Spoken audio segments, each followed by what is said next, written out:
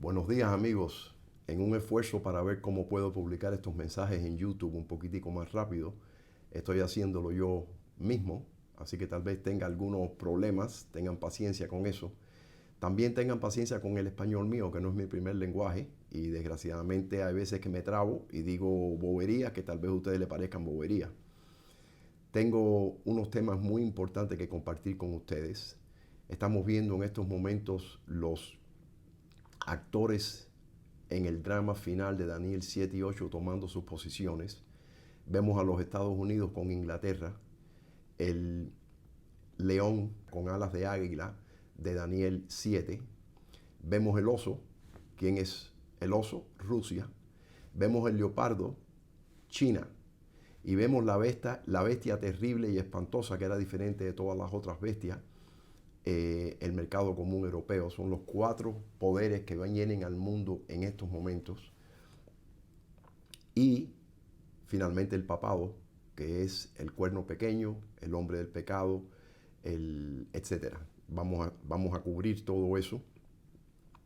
Quiero compartir con ustedes un estudio emocionante de cómo Dios está preparando a su ejército de 144,000 para publicar este mensaje en todas partes del mundo.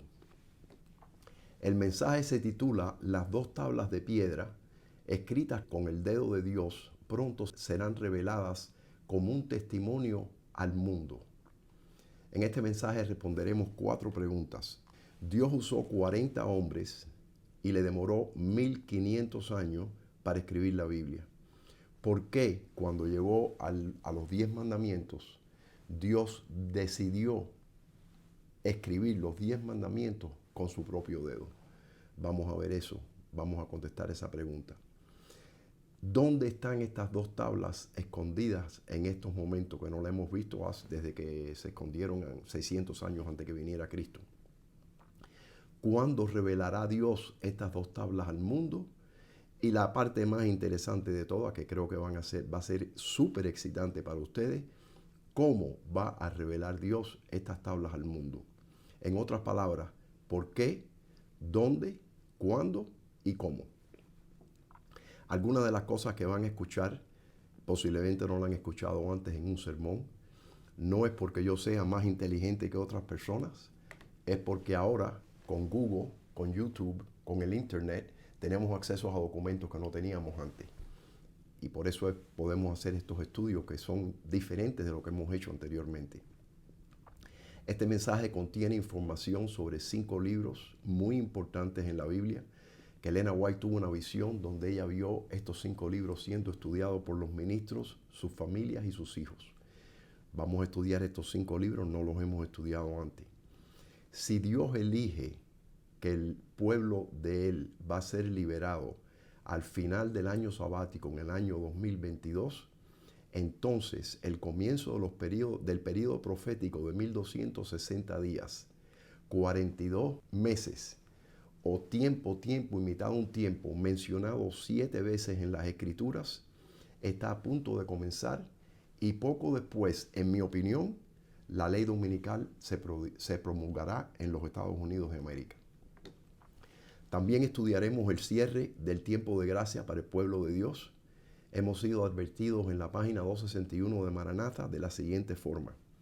Los acontecimientos relacionados con el fin del tiempo de gracia y la preparación para el tiempo de angustia han sido presentados con claridad. Pero hay miles de personas que comprenden estas importantes verdades de modo tan incompleto como si nunca hubiesen sido reveladas. Satanás procura arrebatar toda impresión que podría llevar a los hombres por el camino de la salvación. Maranatha, página 261. Y eso es lo que estamos viendo. Hoy en día la gente dice, no, pero ¿por qué tenemos que estudiar sobre el fin del tiempo de gracia? Porque el tiempo de gracia cierra primero para la iglesia que para el mundo. Y en la opinión mía, tiene que cerrar, de acuerdo al espíritu de profecía, inmediatamente después que se establezca la ley dominical en América. En estos momentos, en la opinión mía, el juicio de Dios de los vivos está en proceso. No podemos estar seguros porque se nos ha dicho que nunca sepamos eso, pero basado en las cosas que están pasando, eso es lo que me luce a mí. Estudiaremos también las trompetas de Apocalipsis 8. ¿Suenan las trompetas antes o después del tiempo de gracia? Esto es una pregunta que la respuesta es crucial para que lo entendamos hoy nosotros. Y la respuesta se revela claramente en las Escrituras y en el espíritu de profecía. Finalmente miraremos para hacia adelante 90 días, a ver qué es lo que va a ocurrir, en la opinión mía de nuevo, en los próximos 90 días de hoy en adelante. Si Dios escoge el año 2022 para ser el año donde Él nos libera. Antes de comenzar, vamos a invitar la presencia del Señor a estar con nosotros.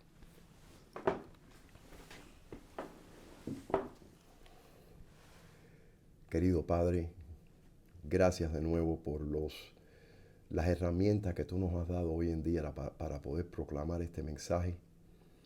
Señor, te pido que los ángeles tuyos y el Espíritu Santo estén guiando a todos los oyentes, sea por la televisión o en YouTube, donde estén viendo esta predicación. Los temas que vamos a cubrir no se cubren en la iglesia hoy en día, no se hablan, nadie los estudia. Pero Padre, sabemos que la economía judía va a jugar un papel importantísimo en los tiempos que vienen, y yo te pido que nos des entendimiento. Te pido que nos ayudes a ser el pueblo santo que tú quieres que nosotros seamos. Te pido que tú pongas tus palabras en mi boca y que yo pueda decir las cosas solamente que tú quieres que yo diga. Bendícenos ahora en lo que abrimos tu palabra. Gracias por lo que tú estás haciendo por cada uno de nosotros. Gracias por Jesús. Gracias por haber muerto en la cruz por nosotros. Todo esto te lo pedimos en el nombre de tu Hijo Jesús. Amén. Las dos tablas de piedra escritas con el dedo de Dios pronto serán reveladas como un testimonio al mundo. Muchas de las diapositivas que vamos a ver en esta presentación se han tomado del estudio mío 6.000 años terminan en el año 2022. Ahí tienen el título para si ven algo que quieren hacer un poquitico más de estudio, un poco más profundo, pueden ir allí y buscarlo allí. Yo voy a tratar de darle alguna de las citas que tengo aquí, pero para que lo sepan ustedes. ¿Por qué Dios escribió en dos tablas de piedra con su propio dedo? Y dio a Moisés, cuando acabó de hablar con él en el monte de Sinaí, dos tablas del testimonio, tablas de piedra, escritas con el dedo de Dios. Éxodo 31, 18. Y pondrás en el arca el testimonio que yo te daré, y pondrás el propiciatorio encima del arca, y en el arca pondrás el testimonio que yo te daré. Éxodo 25, 16 y 21. Esta es una cita, estábamos nosotros en St. Louis, Missouri, distribuyendo el conflicto de los siglos cuando el Papa Juan Pablo II fue allí a visitar. Y esto nada más salió en el periódico de esa ciudad. Como yo estaba ahí, lo tengo. Posiblemente ustedes nunca han visto esto, únicamente que lo hayan visto en la presentación mía de 6.000 años, pero fíjense lo que dice el Papa. El pontífice usó su discurso semanal el domingo desde su ventana sobre la plaza de San Pedro para instar a los miembros de la iglesia de hacer tiempo para guardar el día de reposo sagrado, el tercer mandamiento, julio 7 de 1998. Sin embargo, Éxodo 20, 1 al 11, donde se encuentran los 10 mandamientos, declara que el día de reposo de Dios es el cuarto, no el tercer mandamiento. Aquí los he separado yo. Hay dos tablas de piedra. En una tabla Dios escribió los 4 mandamientos que tienen que ver con Dios, y en la segunda tabla los 6 mandamientos que tienen que ver con el hombre. Por eso cuando a Jesús le preguntaron cuáles son los dos mandamientos más importantes, dijo, ama a Dios y ama al hombre. Pero no quiere decir que los 10 se convirtieron en 2. Hay 2 tablas de piedra y lo vamos a ver ahora. Y habló Dios todas estas palabras diciendo, yo soy Jehová tu Dios que te saqué de la tierra de Egipto, de casa de servidumbre, no tendrás dioses ajenos delante de mí. El número 2. No te harás imagen. Este número 2 es el segundo mandamiento más largo de los 10 mandamientos. No te harás imagen, ni ninguna semejanza de lo que está arriba en el cielo, ni abajo en la tierra, ni en las aguas debajo de la tierra. No te inclinarás a ellas, ni las honrarás, porque yo soy Jehová tu Dios, fuerte, celoso, que visito la maldad de los padres sobre los hijos, hasta la tercera y cuarta generación de los que me aborrecen, y hago misericordia a millares a los que me aman y guardan mis mandamientos. Hay un problema con esto. Fíjense que no podemos hacer imágenes. Sin embargo, la Iglesia Católica está llena de imágenes, porque las personas que adoraban al sol antes que existiera la Iglesia Católica adoraban imágenes, y por eso es que entraron las imágenes en la iglesia en ese tiempo. Ahora vamos a ver por qué el Papa le llama al cuarto mandamiento el tercero. La Iglesia Católica ha removido el segundo mandamiento, y entonces cuando quita el segundo mandamiento, el tercer mandamiento se convierte en el segundo y el cuarto mandamiento se convierte en el tercero. Fíjense, mandamiento número 3. No tomarás el nombre de Jehová tu Dios en vano, porque no dará por inocente Jehová al que tomare su nombre en vano. 4. Acuérdate del día de reposo para santificarlo. En la Reina Valera existe la nota esa que ven ahí. Aquí equivale a sábado. En la Reina Valera, cada vez que aparece el día de reposo, aparece esa misma notificación. Aquí equivale al sábado. No hay un lugar en la Biblia donde explica que el sábado de Dios es el domingo nuestro hoy. Eso es una ley que ya veremos, en el estudio mío de 6.000 años, así es un cambio que se hizo por la Iglesia Católica. Acuérdate del día de reposo para santificarlo. 6 días trabajarás y harás toda tu obra, mas el séptimo día es reposo para Jehová tu Dios. No hagas en él obra alguna, tú, ni tu hijo, ni tu hija, ni tu siervo, ni tu criada, ni tu bestia, ni tu extranjero que está dentro de tus puertas. Porque en 6 días hizo Jehová los cielos y la tierra, el mar y todas las cosas que en ellos hay, y reposó en el séptimo día. Por tanto, Jehová bendijo el día de reposo y lo santificó. El cuerno pequeño, o sea, el papado, el hombre de pecado, el anticristo, lo que hemos visto anteriormente en el estudio de 6.000 años, cambió eso y quitó el segundo mandamiento. Vamos a ver ahora los otros 6 mandamientos. ¿Por qué entonces el Papa le llama al día de reposo el tercer mandamiento? La profecía había declarado que el papado pensaría mudar los tiempos y la ley, Daniel 7:25. No tardó en iniciar esta obra para dar a los convertidos del paganismo algo que equivaliere al culto de los ídolos, y para animarles a que aceptaran nominalmente el cristianismo. Se introdujo gradualmente en el culto cristiano la adoración de imágenes y de reliquias. Este sistema de idolatría fue definitivamente sancionado por decreto de un concilio general. Para remate de su obra sacrílega, Roma se atrevió a borrar de la ley de Dios el segundo mandamiento, que prohíbe la adoración de las imágenes, y a dividir en 2 el último mandamiento para conservar el número de estos. El conflicto de los siglos, páginas 55 y 56. Aquí tienen los segundos 6 mandamientos en la segunda tabla de los mandamientos. Honra a tu padre y a tu madre es el número 5. No matarás el número 6. No cometerás adulterio el número 7. No hurtarás el número 8. No hablarás contra tu prójimo el número 9. Y el número 10 es no codiciarás la casa de tu prójimo, no codiciarás la mujer de tu prójimo, ni su siervo, ni su criada, ni su buey, ni su asno, ni cosa alguna de tu prójimo. No codiciarás.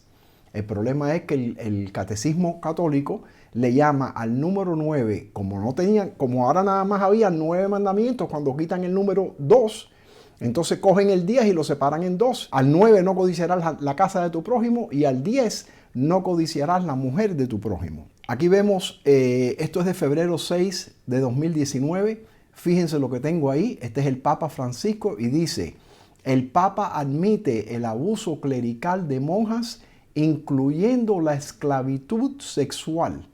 En noviembre pasado, la Organización Mundial de Monjas de la Iglesia Católica denunció la cultura del silencio y el secreto que les impidió hablar. BBC News, febrero 6, 2019. ¿Qué es lo que ha pasado? Que la Iglesia Católica está pasando en estos momentos por muchos problemas. Hoy en día los congresistas los han cogido en mentiras con mujeres.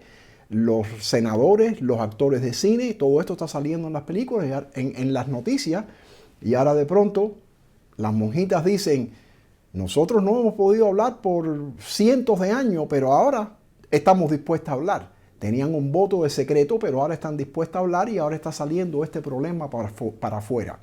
¿Por qué eso es importante? Fíjense la cita. Nadie os engañe en ninguna manera, porque no vendrá sin que antes venga la apostasía y se manifieste el hombre de pecado, el hijo de la perdición. Segundo de Tesalonicenses 2:3. Antes que venga Jesucristo, va a haber una apostasía tremenda en la iglesia. Antes de esa apostasía, vamos a ver, o durante ese tiempo de apostasía, el hombre de pecado va a ser manifestado, y lo estamos viendo. El mundo poco a poco se está dando cuenta, ¡wow! Pero yo no sabía que los sacerdotes hacían esto con los muchachos, ¡wow! Pero yo no sabía que las monjitas eran abusadas de esta forma. Si el papado no toma acción en estos momentos, va a perder la ventana de oportunidad que tiene para actuar de acuerdo a la profecía. Vamos a ver eso ahora. Esto es un poquitico más tarde, en el mismo febrero de 2019, 25 de febrero de 19. El cardenal George Pell ha sido declarado culpable de delitos sexuales en Australia, lo que lo convierte en la figura católica de más alto rango en recibir tal condena. Como tesorero del Vaticano, el cardenal de 77 años de edad es uno de los funcionarios más poderosos de la Iglesia. BBC News, 25 de febrero de 2019. ¿Dónde están estas dos tablas ahora? Pondrás el propiciatorio sobre el arca del testimonio en el lugar santísimo. Éxodo 26, 34. Vamos a ver dónde está el lugar santísimo. Luego metió el arca en el tabernáculo y puso el velo extendido y ocultó el arca del testimonio, como Jehová había mandado a Moisés. Éxodo 40, 21. 4 ángeles del cielo acompañaban siempre el arca de Dios en todas sus peregrinaciones, para protegerla de cualquier peligro y para cumplir toda misión que se les requiriera en relación con ella. Jesús iba delante del arca cuando ésta se aproximaba al Jordán. Las aguas se dividieron delante de su presencia. Cristo y los ángeles acompañaron el arca cuando estaba girada en torno de Jericó. Cuando ésta giraba en torno de Jericó. Y finalmente derribaron sus macizos muros y entregaron la ciudad en manos de Israel. Los israelitas guerrearon contra los filisteos y fueron vencidos. El Señor permitió que su arca fuera tomada por sus enemigos para mostrar a Israel cuán vano era confiar en ella, símbolo de su presencia, mientras se hallaban transgrediendo los mandamientos que contenía. Los filisteos se sentían triunfadores. Llevaron el arca de Dios a Asdod y la ubicaron en un espléndido templo, erigido en honor del más popular de sus dioses, es a saber, Dagón. Los ángeles de Dios que siempre acompañaban el arca arrojaron en tierra ese ídolo inerte y después lo mutilaron para poner de manifiesto que Dios, el Dios viviente, está por encima de todos los dioses. Historia de la Redención, páginas 188 a 192. Hay 4 ángeles que siempre están cuidando el arca de Dios. Lo han estado cuidando hace 2000 años. Antes de eso lo estaban cuidando en el Viejo Testamento. Vamos a ver quiénes son estos 4 ángeles de Dios porque lo vamos a estudiar ahora. Además de los querubines ubicados sobre la cubierta del arca, Salomón hizo 2 ángeles más de gran tamaño, de pie en cada extremo del arca, para representar a los ángeles celestiales que siempre protegen la ley de Dios. Es imposible describir la belleza y el esplendor de este templo. Allí, tal como en el tabernáculo, se llevó el arca sagrada con orden, reverencia y solemnidad, y se la ubicó en su sitio entre las alas de los 2 grandes querubines que estaban de pie sobre el piso. Antes de la destrucción del templo, Dios informó a unos pocos de sus fieles siervos el destino de ese edificio. Esos hombres justos, inmediatamente antes de la destrucción del templo, sacaron el arca sagrada que contenía las tablas de piedra y con dolor y pesar la ocultaron secretamente en una caverna donde estaría escondida del pueblo de Israel por causa de sus pecados. para no serle restituida nunca más. El arca sigue escondida. Nadie la ha perturbado jamás desde que se la escondió. Historia de la Redención 198 y 199. Y vamos a ver que esa arca que está ahí guardada todos estos años va a salir para afuera muy pronto. Antes de ver esta diapositiva tenemos que ver qué oficio hacía el sumo sacerdote en el día de expiación. Y vemos que el sumo sacerdote en el día de expiación entraba en el lugar santísimo 2 veces y salía 2 veces. Recuérdense de eso porque es importante. Se pidió a Moisés que colocara en el arca terrenal las tablas de piedra. Se las llamó tablas del testimonio y el arca recibió el nombre de arca del testimonio porque contenían el testimonio de Dios en los 10 mandamientos. Historia de la Redención 157. Esas tablas de piedra serán sacadas del lugar donde estaban ocultas y sobre ellas se verán los 10 mandamientos escritos por el dedo de Dios. Esas tablas de piedra que ahora reposan en el arca del pacto serán un testimonio convincente. Dios lo va a usar para un testimonio convincente. Por eso se le llama las tablas del testimonio. Hemos fallado eso, no hemos visto eso anteriormente. Esas tablas de piedra que ahora reposan en el arca del pacto serán un testimonio convincente en favor de la verdad y de la vigencia de los requerimientos de la ley de Dios. Maranata, página 284. Ahora vamos a ver el lugar santísimo y el lugar santo. Tras el segundo velo estaba la parte del tabernáculo llamada el lugar santísimo, el cual tenía un incensario de oro. Fíjense, el lugar santísimo no tenía un incensario de oro. Esto es de Hebreos 9, 3 al 7. El único día donde el incensario de oro iba dentro del lugar santísimo era en el día más sagrado del año sagrado de Dios, que es en el día de expiación. Pablo está viendo esta visión cuando el sumo sacerdote está en el lugar santísimo. Pero normalmente ese incensario de oro se guarda en el lugar santo, enfrente del altar de oro en el lugar santo. Vamos a leerlo de nuevo. Tras el segundo velo estaba la parte del tabernáculo llamada el lugar santísimo, el cual tenía un incensario de oro y el arca del pacto cubierta de oro por todas partes, en la que estaba una urna de oro que contenía el maná, la vara de Aarón que reverdeció y las tablas del pacto. Y sobre ellas los querubines de gloria que cubrían el propiciatorio, de las cuales cosas no se puede ahora hablar en detalle.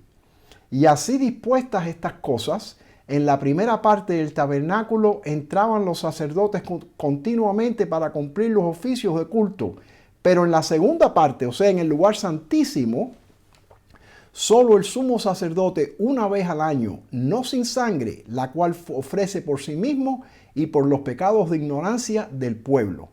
El sumo sacerdote entraba al lugar santísimo una vez al año para ofrecer por su sacrificio, por su casa, salía y entraba de nuevo para ofrecer por el pueblo y los pecados del pueblo. El incensario de oro era llevado al lugar santísimo solo en el día de la expiación, que es lo que el apóstol Pablo describe en Hebreos 9, 3 al 7. Se guardaba en el altar de oro delante del velo, donde Aarón quemaba incienso aromático todas las mañanas. Ahora aquí tenemos el lugar santo. Harás asimismo un altar para quemar el incienso. De madera de acacia lo harás. Su longitud será de 1 codo y su anchura de 1 codo.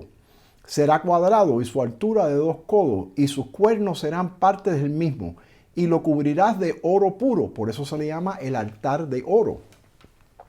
Su cubierta, sus paredes en derredor y sus cuernos, y le harás en derredor una cornisa de oro. Y lo pondrás delante del velo.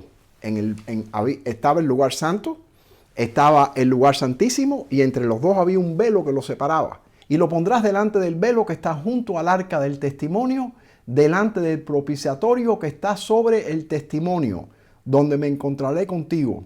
Y Aarón quemará incienso aromático sobre él cada mañana. Cuando alistes las lámparas lo quemará. O sea que todas las mañanas el sumo sacerdote entraba al lugar santo, pero una vez nada más al año entraba en el lugar santísimo. Aquí vemos el tabernáculo de reunión en Éxodo 30, 26.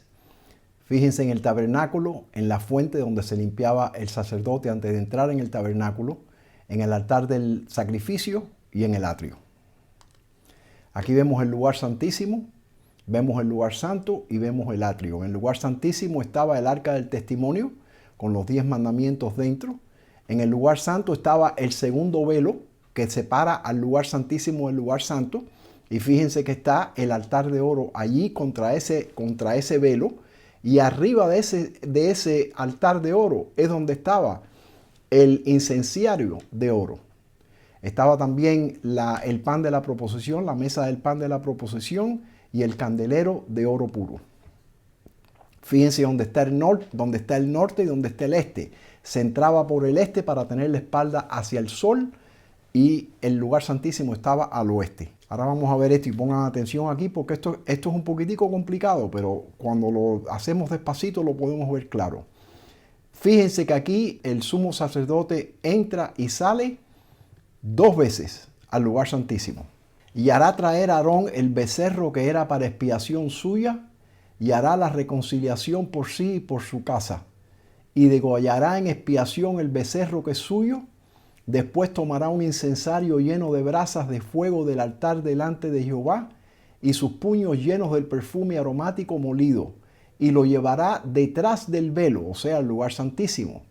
Tomará luego de la sangre del becerro y la rociará con su dedo hacia el propiciatorio al lado oriental. Pongan atención a eso, eso es importante, lo veremos de nuevo. Hacia el propiciatorio esparcirá con su dedo 7 veces de aquella sangre. Levíticos 16, 11 al 14. O sea que entra, hace un sacrificio por él y por su casa y sale de nuevo. Y ahora vuelve a entrar, fíjense. Después degollará el macho cabrío en expiación por el pecado del pueblo. Ahora hace un sacrificio por el pueblo. Y llevará la sangre detrás del velo adentro, o sea, al lugar santísimo. Y hará de la sangre como hizo con la sangre del becerro, y la esparcirá sobre el propiciatorio y delante del propiciatorio. Ningún hombre estará en el tabernáculo de reunión cuando él entre a hacer la expiación en el santuario, hasta que él salga y haya hecho la expiación por sí, por su casa y por toda la congregación de Israel. O sea que entró por él y por su casa y salió. Entró por el pueblo y salió. Y ahora después que sale, fíjense lo que hace. Y saldrá al altar que está delante de Jehová y lo expiará. Y lo limpiará y lo santificará de las inmundicias de los hijos de Israel. Levíticos 16, 18 y 19. Ese altar que está delante de Jehová es el altar de oro, donde estaba el incensario de oro. Van a ver por qué todo esto es importante cuando lleguemos a las trompetas. Y ahora vamos a la última. Cuando hubiera acabado de expiar el santuario y el tabernáculo de reunión y el altar, hará traer el macho cabrío vivo y pondrá a Aarón sus 2 manos sobre la cabeza del macho cabrío vivo y confesará sobre él todas las iniquidades de los hijos de Israel, todas sus rebeliones y todos sus pecados, poniéndolos así sobre la cabeza del macho cabrío, y lo enviará al desierto por mano de un hombre destinado para esto. Levíticos 16, 20 y 21. Ahora fíjense, Jesús tiene que cumplir con Levíticos 16, porque Él es el que nos dio esa profecía, fue Jesús. El que nos dio el plan de la economía judía es Jesús. Él tiene que cumplir con esa profecía de Levíticos 16. Fíjense, el primer día de la semana María Magdalena fue de mañana siendo aún oscuro al sepulcro y vio quitada la piedra del sepulcro. Jesús le dijo, no me toques, porque aún no he subido a mi Padre. Él tenía que oír del Padre que su sacrificio estaba aceptado, igual que el sumo sacerdote cuando entraba la primera vez en el lugar santísimo, lo hacía por él y por su casa. Jesús le dijo, no me toques, porque aún no he subido a mi Padre. Mas ve a mis hermanos y diles, subo a mi Padre y a vuestro Padre, a mi Dios y a vuestro Dios. Fue entonces María Magdalena para dar a los discípulos las nuevas de que había visto al Señor y que Él le había dicho estas cosas. Cuando llegó la noche de aquel mismo día, no hemos entendido eso antes, cuando llegó la noche de aquel mismo día, el primero de la semana, estando las puertas cerradas en el lugar donde los discípulos estaban reunidos por miedo de los judíos, Vino Jesús y puesto en medio les dijo, paz a vosotros. Y cuando les hubo dicho esto, les mostró las manos y el costado, y los discípulos se regocijaron viendo al Señor. Juan 20, 1 al 20. O sea, antes de que él ascendiera a su Padre para aceptar su sacrificio, María Magdalena vino a tocarlo y él le dijo, no me toques, no he subido a mi Padre. Sube al Padre, va al lugar santísimo del tabernáculo celestial, porque el tabernáculo que hizo Moisés fue una copia idéntica de lo que le había enseñado Dios en visión del tabernáculo celestial. Va al lugar santísimo donde estaba el Padre acepta su sacrificio, vuelve a la tierra ese mismo día y ahora vienen los discípulos a tocarlo y él les dice, no tengo problema y ahora me pueden tocar. Fíjense. Mientras ellos aún hablaban de estas cosas, Jesús se puso en medio de ellos y les dijo, paz a vosotros. Entonces, espantados y atemorizados, pensaban que veían espíritu. Pero él les dijo, ¿por qué estáis turbados? Y vienen a vuestro corazón estos pensamientos. Mirad mis manos y mis pies, que yo mismo soy. Palpar y ver, porque un espíritu no tiene carne ni huesos como veis que yo tengo. Y diciendo esto, les mostró las manos y los pies. Y como todavía ellos de gozo no lo creían y estaban maravillados, les dijo, ¿tenéis aquí algo de comer?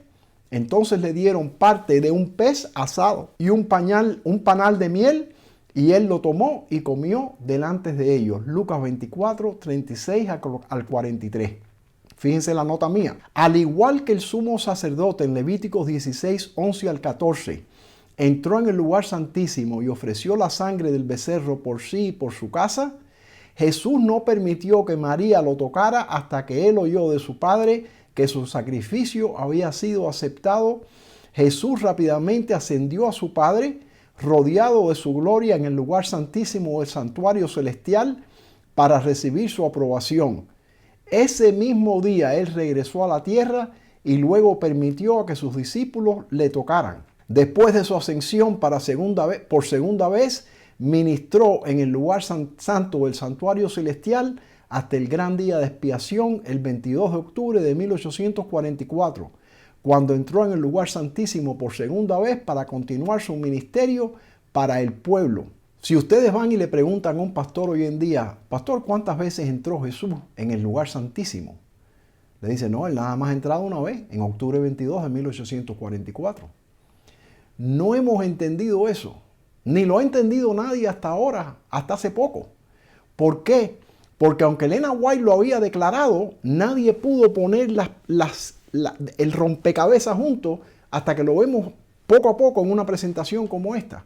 Cuando yo estuve estudiando esto dije, pero Dios mío, entonces tiene que haber una segunda aplicación de esto, una segunda vez que él entró. Y después de muchos años de estudio y oración y ayuno, vi la cita que les voy a mostrar ahora. Esto es del primeros escritos. Voy a leer nada más lo que está en amarillo. Pero Jesús le dijo, no me toques, porque aún no he subido a mi Padre. Pronto ascendió Jesús a su Padre para oír de sus labios que aceptaba el sacrificio. Vi que mientras que Jesús estaba con aquella brillante hueste celestial, en presencia de Dios y rodeado de su gloria, no se olvidó de sus discípulos en la tierra. La gloria del Señor en el santuario terrenal estaba en el lugar santísimo, por eso se le llama el lugar santísimo. La gloria de Dios en el santuario celestial estaba en el lugar santísimo. Cristo subió al lugar santísimo, el santuario celestial donde estaba Dios, y allí Dios oyó de su sacrificio y lo aceptó. Fíjense. Y vi que mientras Jesús estaba con aquella brillante hueste celestial en presencia de Dios y rodeado de su gloria, no se olvidó de sus discípulos en la tierra. El mismo día regresó y se mostró a sus discípulos, consintiendo entonces en que le tocasen, porque ya había subido a su Padre y recibido poder. Primeros escritos 186 y 187. La manifestación visible de la gloria de Dios descansó sobre el propiciatorio en el lugar santísimo del santuario terrenal, hecho según el modelo de lo celestial. Hebreos 8, 5.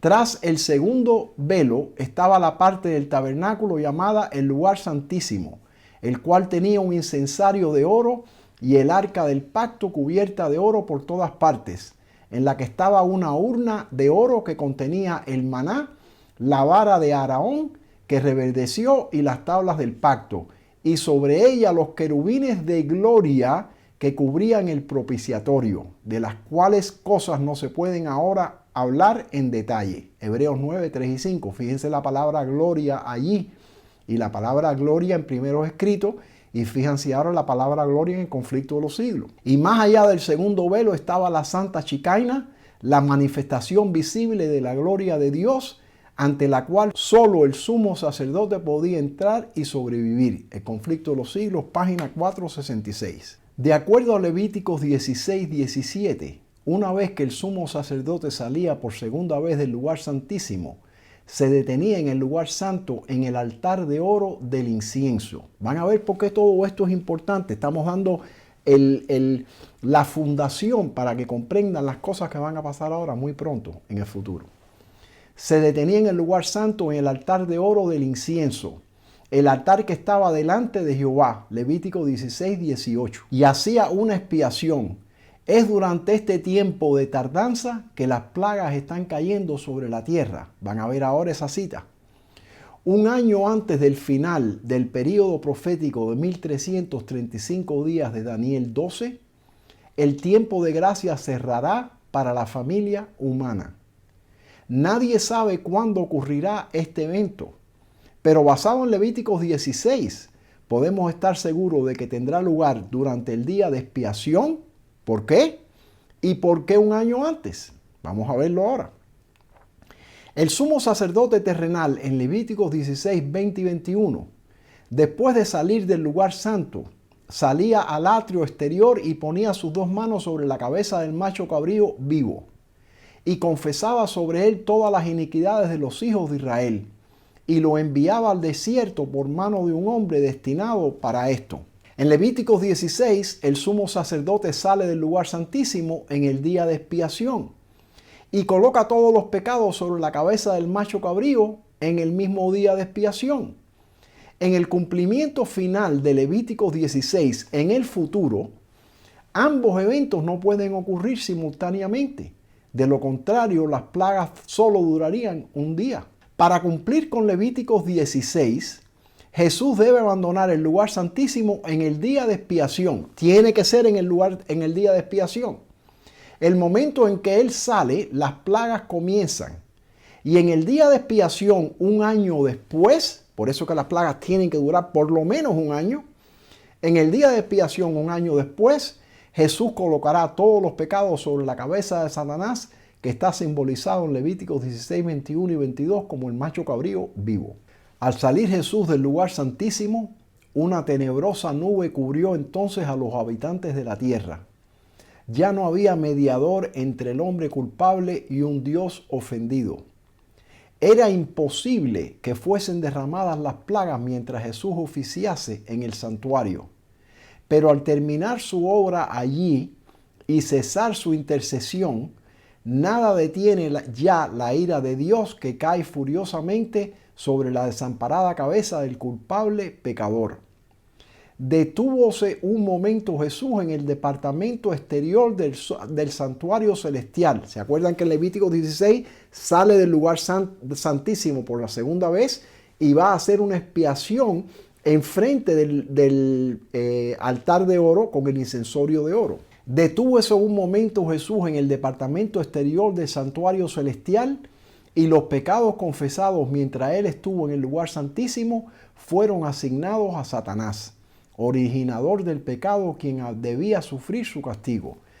Primeros Escritos, página 280. Ahora fíjense esta cita. Esta cita es voy a leer nada más la parte amarilla. Esto es en referencia a las plagas que cayeron sobre Egipto. Fíjense. Deja ir a mi pueblo a celebrarme fiesta en el desierto. Por meses, la batalla entre el príncipe de la vida y el príncipe de la oscuridad se llevó a cabo. Él le dio a cada plaga tiempo para que hiciera su trabajo y para impresionar a los egipcios, para que pudiesen ver que hay un gobernante supremo. Las obras de Dios tomaron tanto tiempo que nadie quedó en ignorancia. El Señor dio un reposo después de cada plaga, en el cual abundante oportunidad fue dada para arrepentirse y para la obediencia. La Youth Instructor, página 271 y 272. Desgraciadamente, esa cita no está en español. Pero fíjense que las plagas de Egipto duraron meses para que los egipcios, y muchos de ellos salieron con los israelitas cuando salieron de Israel. Por eso se le llamaba una multitud mixta, porque habían personas que eran judíos y personas que eran egipcios, que habían salido pensando, oye, déjame ir con esta gente en caso de que esté incorrecto, porque las cosas que hemos visto que este Dios ha hecho, no lo hemos visto nunca. Las plagas que cayeron sobre Egipto cuando Dios estaba por libertar a Israel fueron de índole análoga a los juicios más terribles y extensos que caerán sobre el mundo inmediatamente antes de la liberación final del pueblo de Dios. El conflicto de los siglos, página 686. O sea, las plagas que vienen en el final del tiempo, las últimas 7 plagas, van a durar más tiempo y van a ser peores que las plagas que cayeron sobre egipcios. ¿Cuándo sacará Dios estas 2 tablas de piedra del lugar donde están ocultas? Muy importante. Y dio Cristo a Moisés, cuando acabó de hablar con él en el monte de Sinaí, 2 tablas del testimonio, tablas de piedra escritas con el dedo de Dios. Nada escrito sobre esas 2 tablas podría ser raído. El precioso registro de la ley fue colocado en el arca del testamento y está todavía allí, oculto y salvo a la familia humana. Pero en el tiempo señalado por Dios, Él sacará esas tablas de piedra para que sean un testimonio ante todo el mundo. Por eso se le llaman las tablas del testimonio. Van a ver por qué eso es importante. Contra la desobediencia de sus mandamientos y contra el culto idolátrico de un día de reposo falsificado. Comentario Bíblico Adventista del Séptimo Día, tomo 1, página 1123. ¿Cuándo serán sacadas estas tablas? Les presento, opinión mía, que cuando se promulgue la ley dominical nacional y se discuta en el radio, en la televisión, en el lugar de trabajo, entonces, como un testimonio antes de todo el mundo, las tablas de piedra serán sacadas del lugar donde estaban ocultas y un nimbo de gloria rodeará el 4º mandamiento. Fíjense la cita. Dentro del arca estaba el vaso de oro con el maná, la florida vara de Aarón y las tablas de piedra que se plegaban la una sobre la otra como las hojas de un libro, o sea, se cerraban como las hojas de un libro. Abrióla Jesús y vi en ella los 10 mandamientos escritos por el dedo de Dios. Ella vio eso. En una tabla había 4 mandamientos y en la otra 6. Los 4 de la primera brillaban más que los otros 6. Pero el 4, el mandamiento del sábado, brillaba más que todos, porque el sábado fue puesto aparte para que se lo guardase en honor del santo nombre de Dios. El santo sábado resplandecía rodeado de un nimbo de gloria. Primeros Escritos, página 32. Si ustedes no se han leído el libro Primeros Escritos, les digo, van a quedar encantados cuando lean ese librito. Bien chiquito, se puede leer fácil en un mes, pero fueron las visiones que tuvo Elena White desde el principio cuando era una niña, que cubren desde el momento entonces hasta que viene Jesús, incluyendo el comienzo del jubileo, el tiempo de angustia, el zarandeo, todo eso sale ahí. Cuando se siente el juez, se abran los libros y cada hombre sea juzgado de acuerdo con las cosas escritas en los libros, entonces las tablas de piedra ocultas por Dios hasta aquel día serán presentadas delante del mundo como la norma de la justicia. Entonces, hombres y mujeres verán el prerequisito de su salvación es obediencia a la perfecta ley de Dios. O sea que hay tiempo para salvarse todavía. Nadie hallará excusa para el pecado. Mediante los justos principios de aquella ley, los hombres recibirán su sentencia de vida o de muerte. Mensajes Selectos, tomo 1, página 264. O sea, Dios va a sacar estas tablas cuando se siente el juez. El juez se sentó ya en 1844, cuando empezó el juicio de los muertos. No salieron las tablas. Así que esto se está refiriendo al juicio de los vivos muy prontamente. En estos momentos hay miles y miles y miles de iglesias y todas están en diferencia. El santuario de Dios no lo entienden muchas iglesias. Yo creo que la iglesia adventista es la única que lo entiende porque tenemos a Elena White como nuestra guía.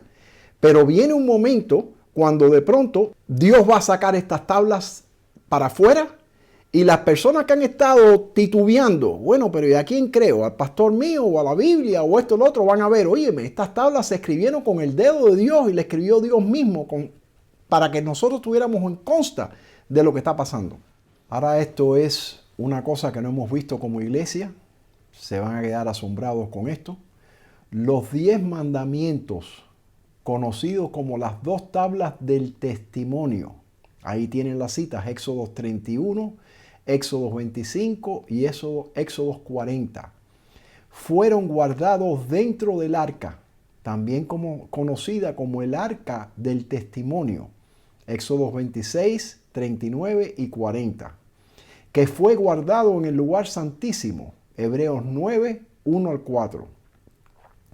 Los estatutos de Dios escritos en la ley de Moisés, Primero de Reyes 2, 1 al 3, y guardados en el libro de la ley, Deuteronomio 30, 10, fueron guardados en el lado del arca, Deuteronomio 31, 26. También dentro del lugar santísimo. O sea que en el lugar santísimo tenemos el arca. Dentro del arca tenemos los 10 mandamientos. Al lado del arca está el libro de Moisés, que eran los primeros 5 libros de la Biblia, que los americanos le llaman y los judíos le llaman Torah. Eran los primeros 5 libros de la Biblia. Ahí estaban, al lado del arca. Están los 2 en el lugar santísimo. Mucha gente se piensa que estas cosas fueron eliminadas, pero no fueron eliminadas. Los estatutos de Dios están vigentes todavía hoy en día. El profeta Isaías declaró a la ley, el libro de la ley escrito por Moisés, y al testimonio, los 10 mandamientos. Si no dijeren conforme a esto, es porque no les ha amanecido. De nuevo, Isaías 8:20. Si ustedes van a un pastor y le dicen, pastor, ¿qué quiere decir la ley y el testimonio en Isaías 8:20? Le dice, no, eso es muy fácil. La ley son los 10 mandamientos y el testimonio es el espíritu de profecía. De acuerdo a Apocalipsis 19. Totalmente equivocado. La ley son los 5 libros de la Biblia, los primeros 5 libros de la Biblia, y el testimonio es las dos tablas de piedra con el testimonio que se guardaba en el arca del testimonio. Ahora aquí es cuando empezamos a ver cosas interesantes. En medio de los años. ¿Qué quiere decir en medio de los años? Fíjense esta cita. Oración del profeta Habacuc sobre Sigionot. Oh Jehová, he oído tu palabra y temí. Oh Jehová, aviva tu obra en medio de los tiempos. En medio de los tiempos, hazla conocer. En la ira, acuérdate de la misericordia. Habacuc 3, 1 al 2. Si yo les preguntara a ustedes cuándo fue la última vez que se leyeron Habacuc, el 95% de ustedes posiblemente digan, yo nunca me lo he leído. Es un librito chiquitico, poderosísimo, buenísimo. Ahora fíjense, en inglés no se ha traducido esto al español correctamente. Fíjense. En Hebreos, en vez de decir tiempos en Habacuc 3.2, dice años, en medio de los años. La concordancia de Strong's asigna el número 8141 a la palabra años y lo define así: un año como una revolución del tiempo. Ahora fíjense la cita de Daniel 9, 24 al 27. 70 semanas están determinadas sobre tu pueblo y sobre tu santa ciudad. Sabe pues y entiende que desde la salida de la orden para restaurar y edificar a Jerusalén hasta el Mesías príncipe, habrá 7 semanas y 62 semanas. y después de las 62 semanas se quitará la vida al Mesías. Y por otra semana confirmará el pacto con muchos. A la mitad de la semana hará cesar el sacrificio y la ofrenda. La semana referida ahí es una semana de 7 años. Y Habacuc decía en el medio de la semana. Es cuando se aplica eso. Jehová va a avivar la obra de él en el medio de la semana. Ahora vamos a ver qué quiere decir el medio de la semana. Voy a leerlo amarillo nada más. La nota predominante de la predicación de Cristo era: el tiempo es cumplido y el reino de Dios está cerca. Arrepentíos y creed al Evangelio. Marcos 1, 14 y 15. Así el mensaje evangélico, tal como lo daba el Salvador mismo, se basaba en las profecías. En el año 27 de nuestra era, Jesús, en ocasión de su bautismo, recibió la unción del Espíritu Santo y poco después empezó su ministerio. Por 7 años después que el Salvador empezó su ministerio, el Evangelio había de ser predicado especialmente a los judíos por Cristo mismo durante 3 años y medio y después por los apóstoles. A la mitad de la semana, esa es la mitad de la semana de Habacuc y la mitad de la semana de Daniel 9, 24, 27, que lo estamos leyendo aquí ahora. A la mitad de la semana hará cesar el sacrificio y la ofrenda. Y ella cita Daniel 9, 27. En la primavera del año 31 de nuestra era, Cristo, el verdadero sacrificio, fue ofrecido en el Calvario. La semana, 7 años, terminó en el año 34 de nuestra era. El deseado de toda la gente, páginas 199 y 200. Muchas personas dicen, bueno, pero ¿y por qué, hermano, tú te concentras tanto en las profecías? ¿Por qué no predicamos nada más que Cristo nos ama? Porque todo el mundo está predicando que Cristo nos ama. Y se nos olvidan que Cristo es el que nos ha dado estas profecías. Y estas profecías se van a cumplir ahora para esta última generación, es cuando se van a cumplir todas estas profecías. Entonces, un año sabático, un ciclo sabático dura 7 años. En el año 27 Cristo comenzó su ministerio. Predicó 3 años y medio.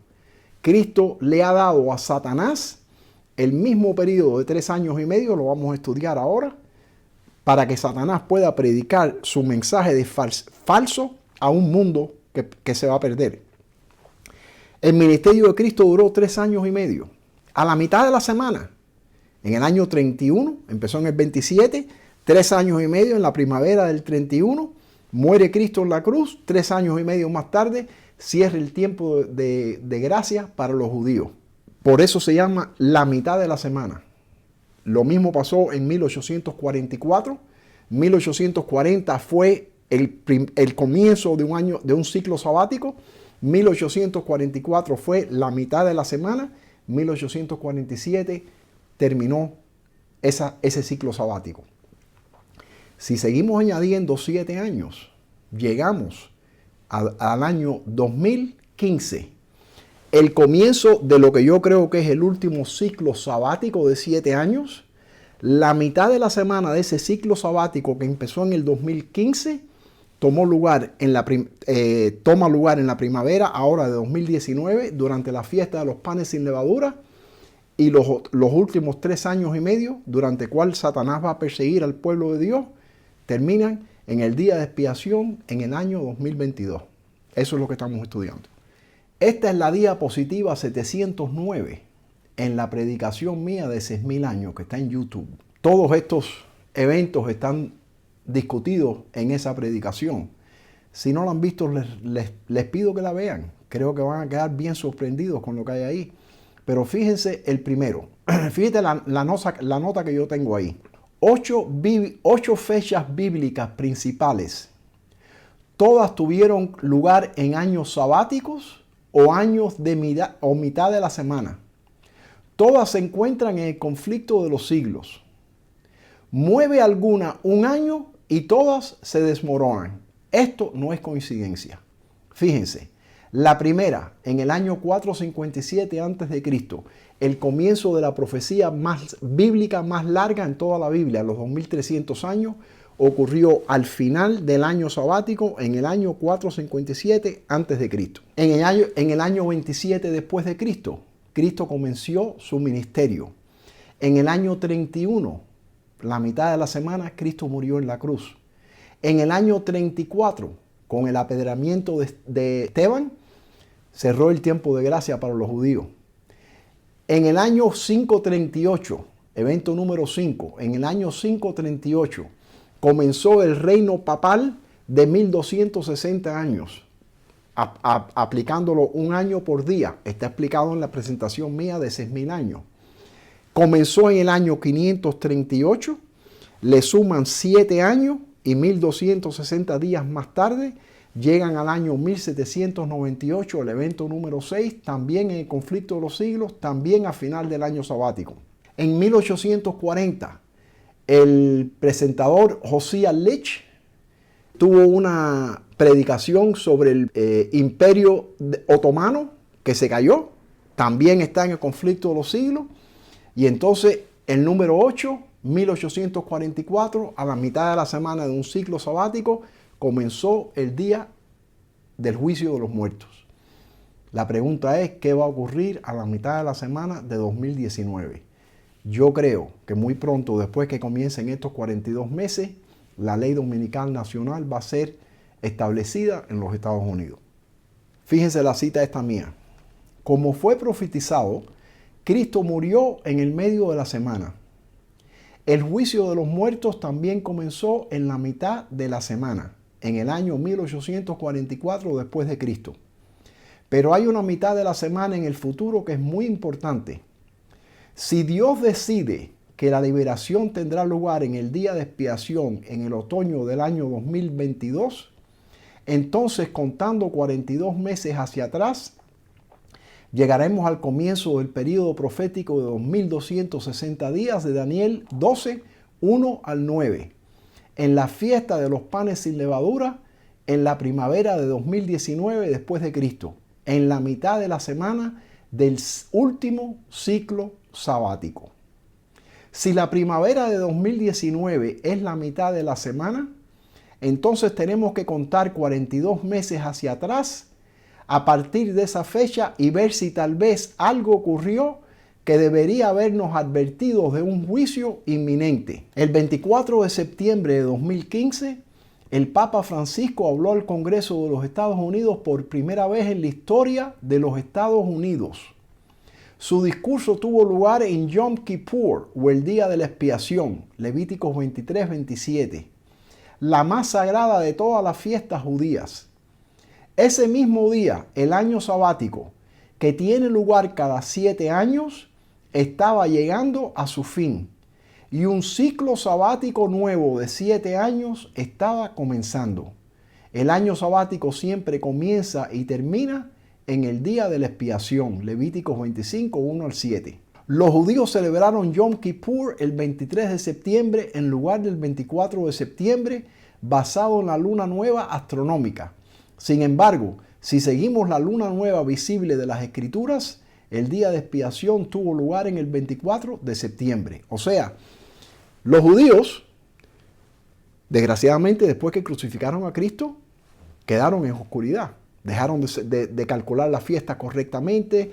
Bajo presión en el año 325 después de Cristo, se dieron la calculación de las fiestas a la Iglesia Católica. Y ahora siguen la fiesta y las calculan a veces un mes con atraso o un mes con adelanto. Pero sabiendo eso, Cristo, cuando predicó el Papa, fue en el día verdadero del día de expiación, el 24 de septiembre, no el 23 de septiembre. Ahora aquí vemos otro librito, Sofonías, bien chiquitico también, muy importante. Uno de los 5 libros muy especificados por Elena White. Fíjense lo que dice. Habacuc no fue el único por medio de quien se dio un mensaje de brillante esperanza y de triunfo futuro, así como de castigo presente. Durante el reinado de Josías, la palabra del Señor fue comunicada a Sofonías para especificar claramente los resultados de la continua apostasía y llamar la atención de la verdadera iglesia a las gloriosas perspectivas que la esperaban. Sus profecías de los juicios a punto de caer sobre Judá se aplican con igual fuerza a los juicios que han de caer sobre un mundo impenitente en ocasión del segundo advenimiento de Cristo. O sea, en los tiempos de Cristo, la iglesia judía estaba en apostasía.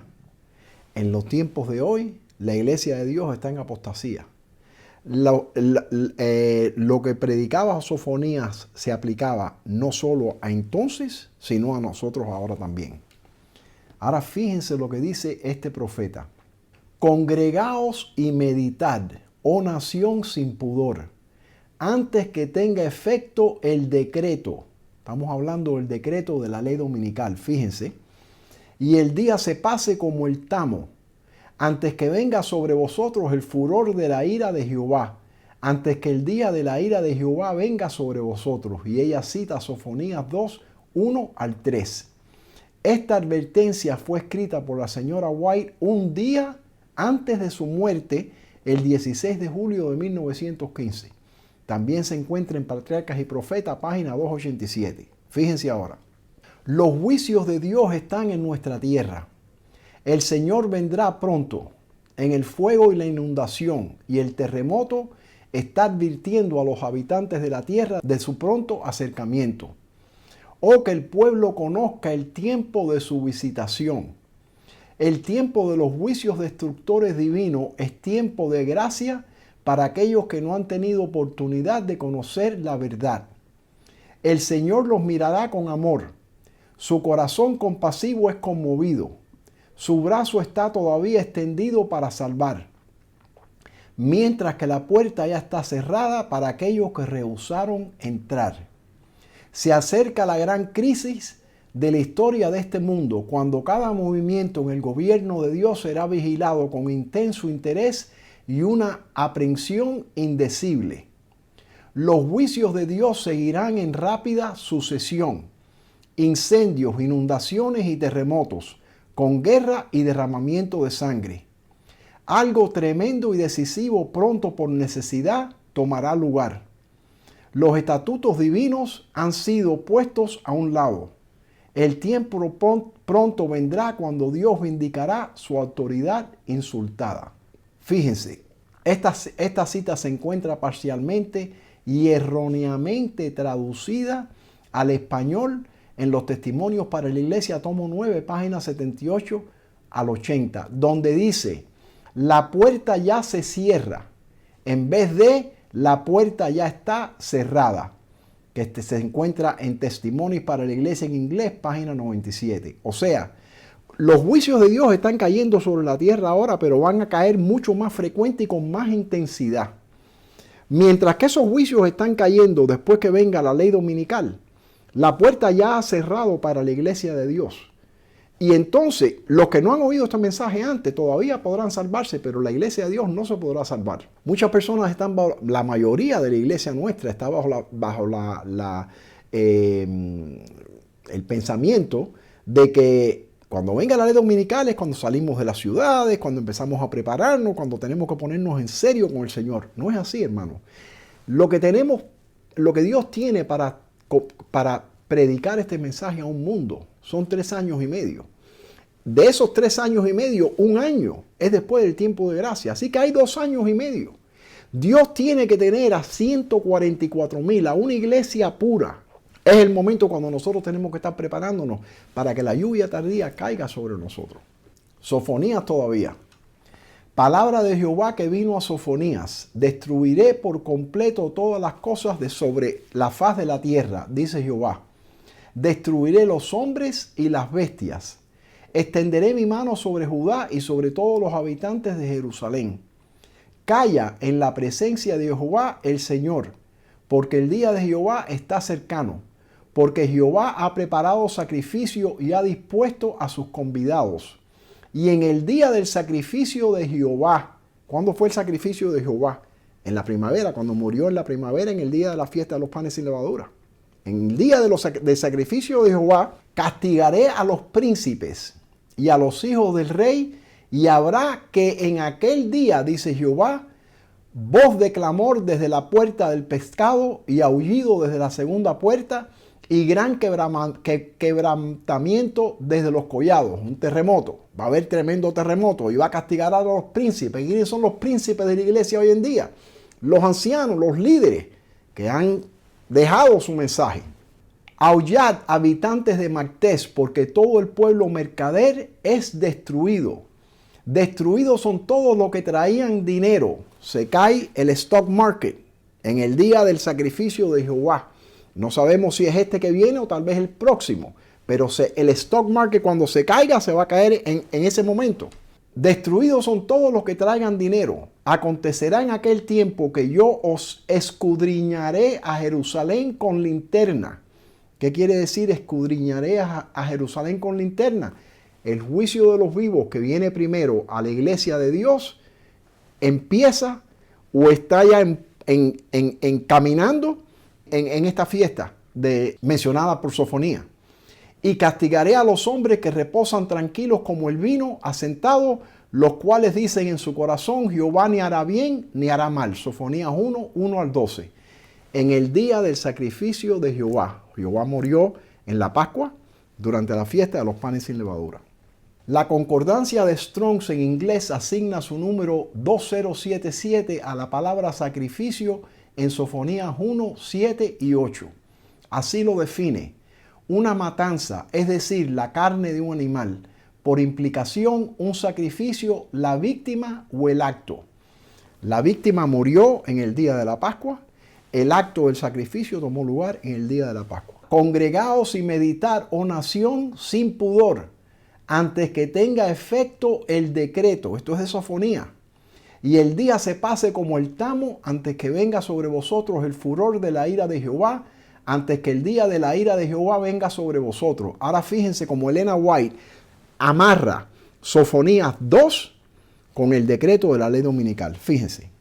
El mensaje del tercer ángel alumbrará toda la tierra con su gloria. Pero solo aquellos que han resistido la tentación en la fuerza del poderoso podrán participar en su proclamación. Los que ahora están clamando, Señor, límpiame de todo pecado. Señor, escudriñame para ver si hay algo que me está separando de ti. Esos son los que van a recibir fuerza para poder proclamar el mensaje del tercer ángel. Fíjense, cuando éste se intensifique hasta ser un fuerte pregón. Están por producirse en el mundo acontecimientos extraordinarios. El fin de todas las cosas está cerca. El tiempo de prueba está a punto de sobrecoger al pueblo de Dios. Entonces se promulgará el decreto que prohibirá comprar o vender a quienes guarden el día del Señor y los amenazará con castigos y aún con la muerte en caso de que no observen el primer día de la semana como día de reposo. La exhortación del profeta es: congregaos y meditad, oh nación sin pudor, antes que tenga el efecto el decreto y el día se pase como el tamo, antes que venga sobre vosotros el furor de la ira de Jehová. Y lo amarra a Sofonías 2, 1 al 3. Review and Herald, noviembre 19, 1908. Desgraciadamente no está en español esta cita. Aquellos que trabajan en el temor de Dios para liberar a la iglesia de estorbos y para corregir errores penosos, a fin de que el pueblo de Dios pueda ver la necesidad de aborrecer el pecado y prosperar en pureza, y para que el nombre de Dios pueda ser glorificado, siempre enfrentarán influencias opuestas por parte de los no consagrados. Sofonías describe así la verdadera condición de esta clase y los juicios terribles que vendrán sobre ellos. Acontecerá en aquel tiempo que yo escudriñaré a Jerusalén con linterna. De nuevo. Y castigaré a los hombres que reposan tranquilos como el vino asentado, los cuales dicen en su corazón, Jehová no hará bien ni hará mal. Sofonías 1, 12. Testimonios para la iglesia, tomo 3, página 299. Ahora miren esta cita. Durante la noche estaba en mis sueños en una gran reunión con ministros, sus esposas y sus niños. Me asombraba de que la compañía presente estaba compuesta mayormente de ministros y sus familias. La profecía de Malaquías fue presentada delante de ellos en conexión con Daniel, Sofonías, Ageo y Zacarías. La construcción del templo y los servicios del templo eran estudiados. Había un profundo escudriñamiento de las escrituras en relación con el carácter sagrado de todo lo que concernía con los servicios del templo. A través de los profetas, Dios ha dado una delineación, una serie de eventos en orden de lo que acontecerá en los postreros días de la historia de este mundo, y la economía judía está llena de instrucciones para nosotros. Les someto que sin entender la economía judía, no entendemos el tiempo de gracia cuando cierra, no sabemos el día, pero no entendemos los eventos del cierre del tiempo de gracia, no entendemos los truenos de Apocalipsis, no entendemos las trompetas de Apocalipsis, no entendemos los tiempos proféticos de Daniel 12. Todo eso está a través de los profetas. Dios ha dado una delineación de lo que acontecerá en los postreros días de la historia de este mundo, y la economía judía está llena de instrucción para nosotros. Todas estas cosas estaban siendo minuciosamente estudiadas por las personas ante mí en mi sueño. Escritura fue comparada con escritura y aplicación fue hecha de la palabra de Dios a nuestro propio tiempo. Review and Herald, 4 de febrero de 1902, no se ha traducido al español. Fíjense, durante la noche estaba en mis sueños en una gran reunión con ministros, sus esposas y sus niños. Yo les aseguro a ustedes que en estos momentos hay ministros por todas partes del mundo estudiando estos 5 libros y diciendo, ¿será posible que este momento está a caer sobre nosotros? ¿Cómo yo sé esto? Porque tengo personas que ahora se están comunicando conmigo desde 47 países y algunos de ellos son ministros que me están diciendo, hermano, yo nunca había visto nada de esto. Nunca nos han dicho nada de esto que está pasando. Nunca habíamos amarrado nada de esto a la economía judía. Y hay personas en 47 países ahora que están cogiendo este mensaje y explotando con él. Entonces, yo sé que muchos de nosotros decimos, pero ¿cómo puede ser que esto pueda pasar ahora? Bueno, sabemos que va a pasar como una cosa asombrosa y rápida. Los eventos finales van a ser rápidos, dice Elena White. Cuando vaya a pasar, van a pasar de esa forma. El problema es que nosotros viviendo ahora decimos, pero ¿cómo puede pasar ahora? No es posible, no estamos preparados, la iglesia no está preparada. Recuérdense que la iglesia que ve Cristo del cielo no es la iglesia que vimos nosotros. Nosotros entramos a una iglesia y vemos 200 personas y en esa iglesia de 200 personas se está bailando, se está comiendo mal, se está diciendo cosas, no hay reverencia, la gente se viste en que no, nos han dicho que nos pongamos ropa la mejor que tengamos para ir a la iglesia. Si fuéramos a buscar un préstamo, un banco, óigame, fueran vestidos de la manera tremenda, con la mejor ropa, con una corbata, y vamos a la iglesia de Dios en sandalia, en jeans, sin reverencia. Todas estas cosas están pasando en nuestra iglesia. Del cielo, en esa iglesia de 200 personas, Dios ve a 2 o 3 que están siguiendo sus consejos. Y ve en esta iglesia a 4 o 5. Y ve en aquella a 1. Y ve en la otra a 4. Y cuando ve todas las iglesias del mundo, ve a 144,000 que están preparándose para dar el fuerte pregón al mundo. Quiero decirles que antes del 911, todo estaba normal. El día antes del diluvio, todos estaban riéndose de Noé. El día antes de Sodoma y Gomorra, todos estaban riéndose también. Y pasó todo repentinamente. Vamos a terminar aquí la parte primera. Van a ver que la parte segunda se pone más fuerte y la parte tercera se pone mucho más fuerte todavía. Hemos estudiado, fíjense que hay 5 libros, Malaquías, Daniel, Sofonías, Ageo y Zacarías. Hemos estudiado Sofonías. Vamos a ver ahora los otros y vamos a ver lo que dicen esos libros que contienen instrucción vital para nosotros en estos momentos. Seguimos con la presentación número 2.